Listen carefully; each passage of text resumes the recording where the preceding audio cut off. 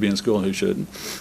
I don't think that's an issue. Like I said, we've had vocational kids come and go all day from Trinity and walk on the street every day and never been stopped.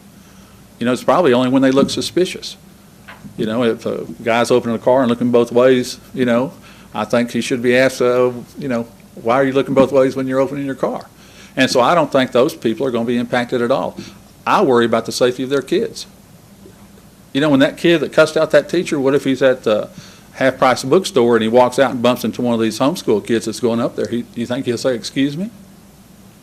I don't think he will. I think he'll react like he did in Mansfield and say, hey, kid, what's the problem? And then you got a homeschooler in a fight with a kid from Bell or Trinity. And if he was in school, that wouldn't have happened. And this kid, I promise you, the Mansfield kid's going to school now and he's not cussing. You know, 3 days in jail, I think you can work off $50 a day at Euless jail.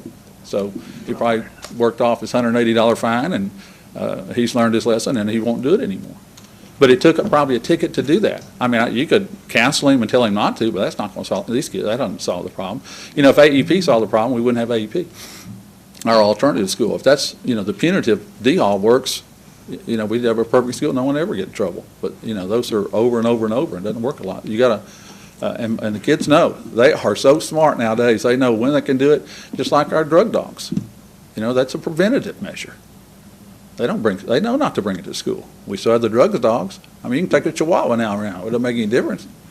You know, it's a preventative measure. And I'm kind of making fun of it, but it really is because that's how smart the kids are. I'm making a point.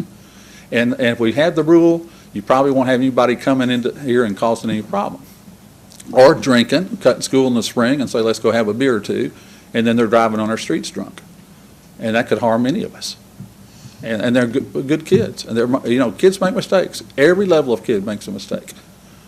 And what we're trying to do is put parameters on him to keep him not only in school where we know we can educate him and make him a great person, but also I believe it's the safety of that kid and everybody in our community. I don't want him driving down my grandkid's street, you know, after he cuts school and drinks a six-pack of beer. And like I said, those are sometimes the good kids. You know, I've buried quite a few good kids. It's not just the ones that are bad. Mr. Savage has a question. Got a real quick question. I know you're in a hurry. How many truants have been prosecuted under the current structure in the last 12 months? Actually prosecuted. Well, I've been retired, so you're going to have to ask Some of them. one of those two. Is there anybody here I that don't mean to thinks? interrupt, but I think if Dr. Tribble could share with you some of the statistics and some of the things that you're looking for. Yeah, y'all get a board meeting, okay. Thank you very much. Okay, Any other y'all questions? through? Anybody else? Thank y'all for coming. Thank you. Okay. Again, I thank you for the honor to speak to you tonight.